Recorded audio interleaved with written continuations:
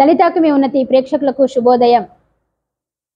ఈరోజు మనము the word meaning లలితాకుని గురించి తెలుసుకుందాం. పరిశుద్ధ గ్రంథంలో చూసినట్లయితే మార్కు శుభవార్త 5వ అధ్యాయం 41వ వచనంలో క్రీస్తు ప్రభువు లలితాకుమి అనే మాటను ఉపయోగించారు. లలితాకుమి అరమైక్ భాషలో ఉన్నటువంటి లలితాకుమి అనే మాటకు అర్థం ఏమిటంటే ఓ చిన్నదాన లెమ్ము లేదా ఓ బాలిక లెమ్ము అని అర్థం. మరణించినటువంటి యాయిరు కుమార్తెను క్రీస్తు ప్రభు జీవంతో లేపారు. లలితాకుమి అనే అరమైక్ భాషలో ఉన్నటువంటి ఆ మాటను ఉపయోగించి ఓ బాలిక లెమ్ము అని ఆమెను జీవంతో లేపి ఉన్నారు. క్రీస్తు ప్రభు ఈ లోకంలో జీవించినన్నాళ్ళు ఎన్నో విధాలుగా ప్రజలకు ఊరటను కలిగించారు. వారి బాధలను అర్థం చేసుకుని వారికి ఎన్నో విధాలుగా సహాయాన్ని అందించారు. కుంటి వారికి నడకను, గుడ్డి వారికి చూపును, చెవిటి వారికి వినికిడిని, కుష్ఠరోగులకు స్వస్థతను, మరణించిన వారికి జీవము పోసి వారిని పైకి లేవనెత్తారు. ఈ లోకంలో ఉన్నన్నాళ్ళు కూడా క్రీస్తు ప్రభు ప్రజలకు మంచిని చేస్తూనే ఉన్నారు. పెడత్రోవ పట్టిన వారికి ఎన్నో విధాల ఉపమానాలను చెబుతూ అర్థవంతమైనటువంటి రీతిలో వారికి బోధిస్తూ వారిని ఎల్లప్పుడూ కూడా మంచి మార్గంలో నడిపించడానికి కృషి చేశారు. ఎన్నో సేవలను అందించారు. క్రీస్తు ప్రభు చేసినటువంటి సేవలను తన మాతృకగా తీసుకొని లలితాకుమి అనే మాటను స్ఫూర్తిగా తీసుకొని లలితాకుమి ఉన్నతి సమస్త స్థాపకులు మన విజయవాడ మేత్రాసనంలో ఉన్నటువంటి ఆడపిల్లలు చదువుకోలేని పరిస్థితిలో ఆర్థికంగా వెనుకబడిన వారికి సహాయాన్ని అందించుటకు అజ్ఞానంలో ఉంటూ బాల్య వివాహాలకు గురి కాకుండా వారందరినీ కూడా మన లలితాకుమి ఉన్నతి సంస్థ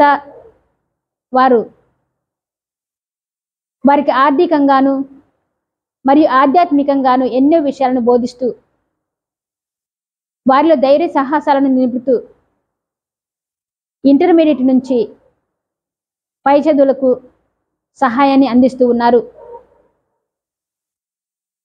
మీరు చేస్తున్నటువంటి సేవలను గుర్తించి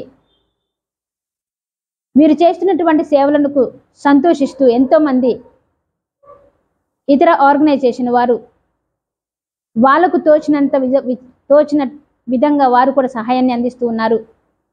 ఏ విధంగానంటే కొంతమంది సోప్స్ దానం చేస్తూ ఉన్నారు, కొంతమంది బుక్స్ దానం చేస్తూ ఉన్నారు, కొంతమంది ఫుడ్ దానం చేస్తూ ఉన్నారు, కొంతమంది బట్టలు, కొంతమంది బుక్స్, కొంతమంది కోల్గేట్ బ్రష్లు వాళ్ళు దానం చేస్తూ ఉన్నారు. అలా చెప్పుకుంటూ పోతే అమ్మాయిలకు అవసరమైనటువంటి ప్రతి ఒక్క వస్తువును వాళ్ళు ఉదార బుద్ధి కలిగి సహాయాన్ని అందిస్తూ ఉన్నారు. వీరిని అనుసరించి మనం చూసినట్లయితే మత్తయి శుభవార్త 25వ అధ్యాయము 35వ వచనం నుంచి 40వ వచనంలో క్రీస్తు ప్రభు పలికిన మాటలు, నేను ఆకలి కొన్నప్పుడు ఆహారం ఇచ్చారు, దాహం కొన్నప్పుడు దాహం తీర్చారు, పరదేశిగా ఉన్నప్పుడు పరామర్శించారు, వస్త్రహీనుడునై ఉన్నప్పుడు నాకు వస్త్రాన్ని ఇచ్చారు, చెరసాలలో ఉన్నప్పుడు నన్ను దర్శించవచ్చారు అని చెప్పినప్పుడు ఈ కుడి ప్రక్కన ఉన్న వాళ్ళందరూ కూడా, ప్రభువా మీకు మేము ఎప్పుడు చేశాం, అసలు మిమ్మల్ని మేము చూడనే లేదు, మేము మిమ్మల్ని గుర్తించనే లేదు అని పలికినప్పుడు క్రీస్తు ప్రభు చెప్పినటువంటి మాటలు, మీరు భూలోకంలో ఉన్నప్పుడు ఎంతో మందికి దానం చేశారు. అన్నం లేని వారికి అన్నం పెట్టారు. దాహంగా ఉన్న వారికి నీళ్ళు ఇచ్చారు. చదువుకోలేనటువంటి పరిస్థితుల్లో ఉన్న బిడ్డలకు మీరు సహాయాన్ని అందించారు. ఆర్థికంగాను ఆధ్యాత్మికంగాను ఎన్నో విధాలుగా మీరు సహాయపడ్డారు.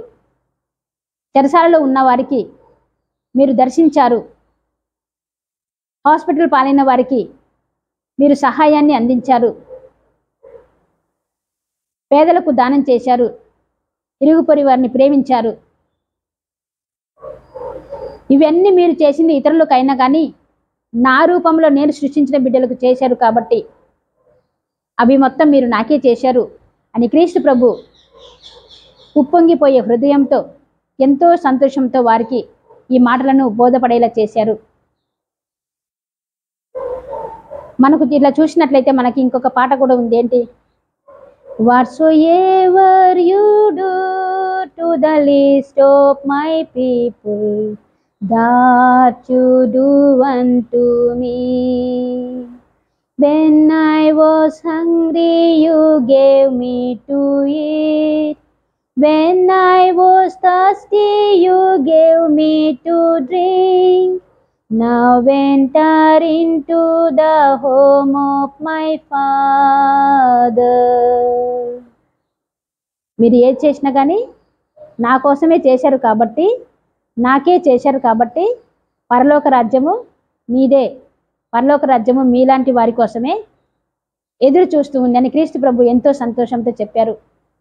అదే విధముగా లూకా శుభవార్త 3వ అధ్యాయము 11వ వచనంలో చూసినట్లయితే బాప్తిస్మా యోహాను గారు కూడా మనకి బోధించారు. మీలో 2 అంగీలు ఉన్నవారు అసలే లేని వారికి ఒకటి ఇవ్వమని చెప్పారు.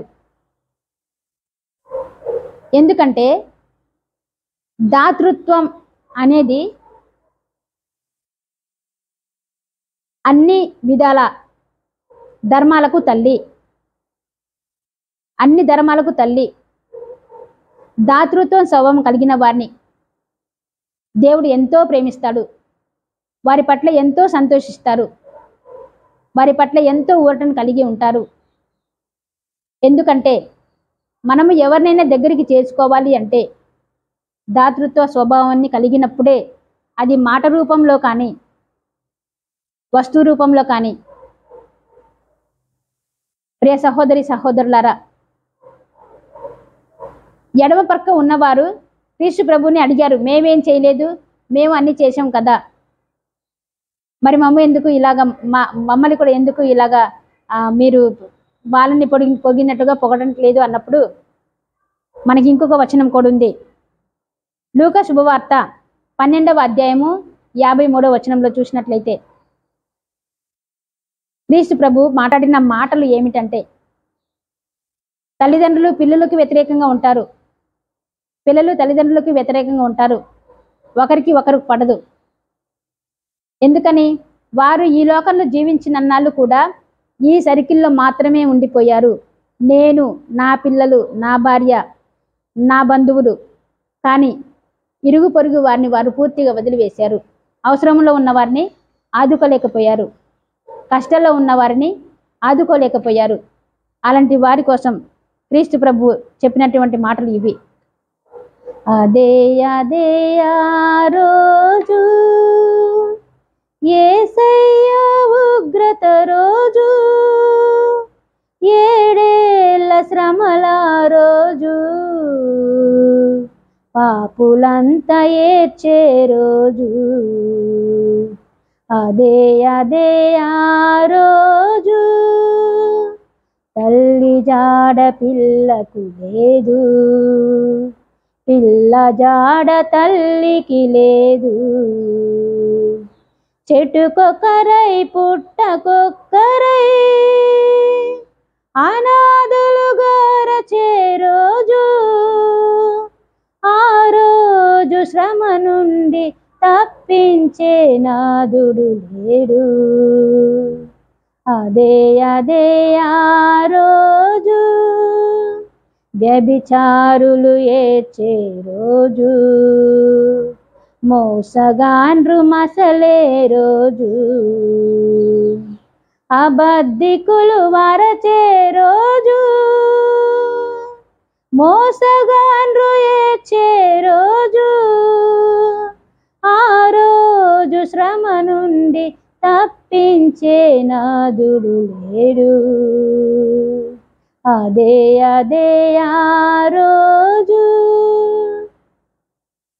అవును ప్రియ సహోదరి సహోదరులారా, దాతృత్వ స్వభావాన్ని మనం కలిగినప్పుడు క్రీస్తు ప్రభు మనలను మన కుటుంబాలను దీవిస్తూ ఉంటారు. వ్యభిచారాలకు, దొంగతనాలకు, ఇతర చెడు వ్యసనాలకు డబ్బును ఉపయోగించకుండా ఎంతో కష్టపడి పనిచేసి సంపాదించినటువంటి డబ్బును మన కుటుంబాల కోసం, మన పిల్లల కోసం ఉపయోగిస్తూ ఏదో కొంతైనా కానీ మన తోటి వారికి సహాయపడటానికి, ఇతర పిల్లలకు సహాయపడటానికి, అనారోగ్యులకు హాస్పిటల్లో ఉన్న వారికి సహాయపడటానికి మనము సహాయపడుతూ వారికి ప్రభు యొక్క దీవెనలను పొందుదాం. ప్రభు యొక్క ఆశీర్వాదాలను మన పైనను, మన కుటుంబాల పైనను, మన బిడ్డల పైనను దండిగా కుమ్మరించమని ప్రార్థిస్తూ మనం ఇతరులకు సహాయం చేద్దాం.